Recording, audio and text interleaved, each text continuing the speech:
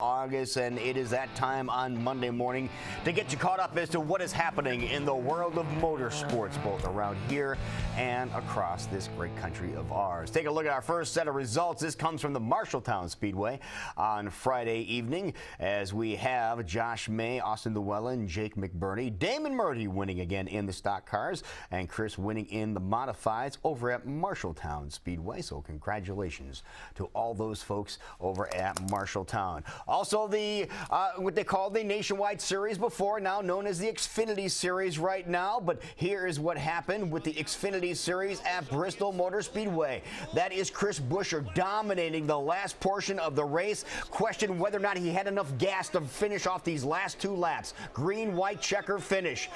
And then his car bobbles. He didn't completely run out of gas.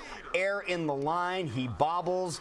That's all it took for Kyle Busch, who was just right on his bumper the entire race, just taking over the last couple of laps and winning for the 8th time this season. Kyle Busch winning. Chris Buescher just took a gamble. He didn't pit when everybody else did. More than 100 laps on his tires, stretching his fuel mileage on the track that's the same size as the Iowa State Fairgrounds Speedway.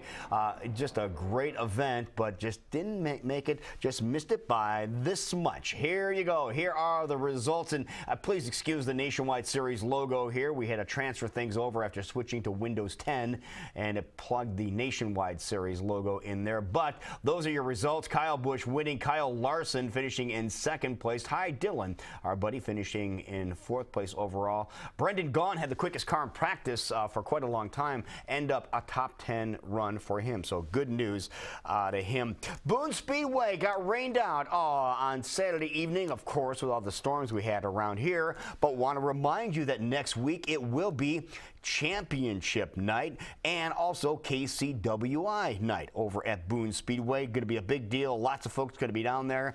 And I don't know if it's good news or bad news. Yours truly going to be driving the pace truck in the races for championship night, so that should be kind of cool.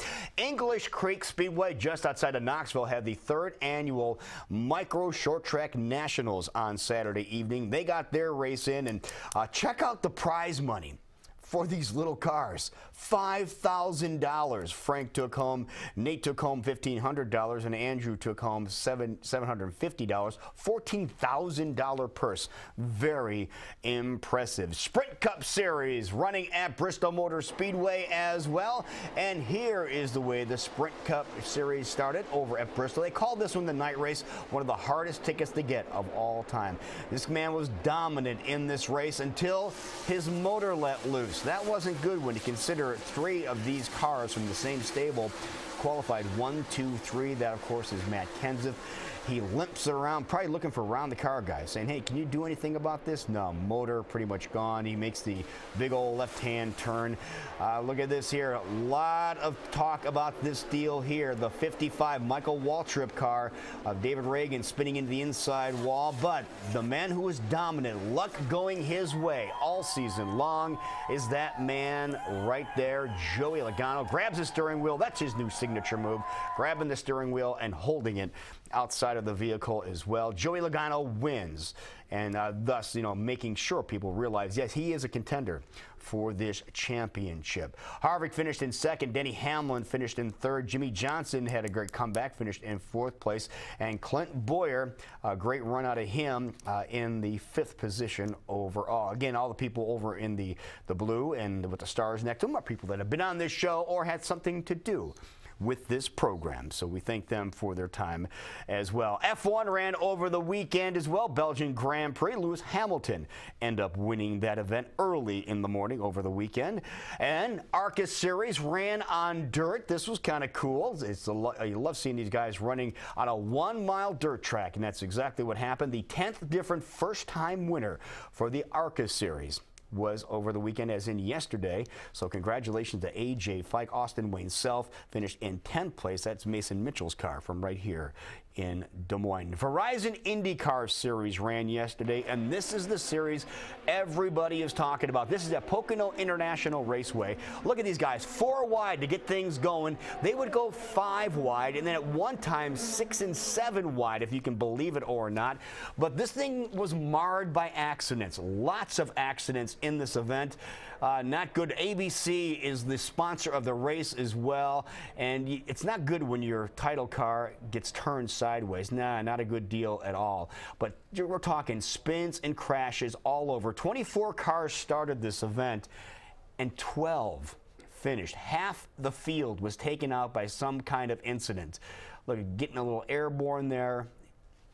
Not a good deal at all. Just millions of dollars of vehicles were tore up, but that really wasn't the major crisis at all. The major problem was what happened right here. Sage Karam hits the wall, his car comes apart, and there's pieces flying all over the place. And this is not a good situation when you realize that, you get out of the car, but there was something that was a little bit more serious. Watch these pieces that are bouncing. Justin Wilson is going to be in the blue and white car coming along here. Now watch that piece bouncing. It hits him in the head. It goes skyrocketing straight up. See that piece flying straight up in the air? The commentator estimated the thing went 100 feet in the air and then came down. That's a very heavy piece. The front nose cone of the Indy car hit him in the head. They speculated he was knocked out immediately upon the impact of that piece of vehicle and his helmet. Now look at the back of this car here. You can see it bouncing. Now watch the second car back there. Now watch it as it goes and it hits right where the driver's open cockpit is. Here it comes. It bounces and then boom, hits up and then it gets ricocheted up into the air. Just amazing footage there. Wasn't a good situation. Justin was taken to the helicopter. He was airlifted out, was unresponsive when he was taken in the helicopter. We were watching and monitoring all evening long.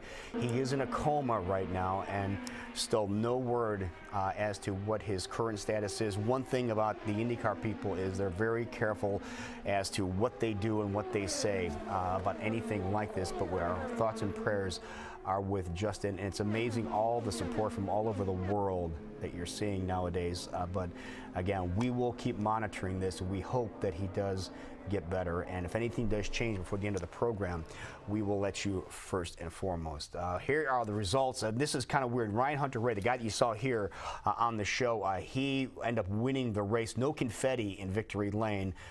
And he apparently, Michael Andretti, the owner of both Ryan Hunter-Reay and Justin Wilson's car, mouthed to Ryan Hunter-Reay in victory lane, "It's not good," when he was making eye contact to try to figure out what is going on. So kind of a somber ending to the IndyCar race at Pocono International Raceway. But Stewart ran last night. Here are your winners from Stewart. Late models actually ran over at Stewart, that nice tight track. So interesting to see those guys going at it. And look at Austin Llewellyn not doing too bad in the sport mods and the hobbies, doubling up on everybody.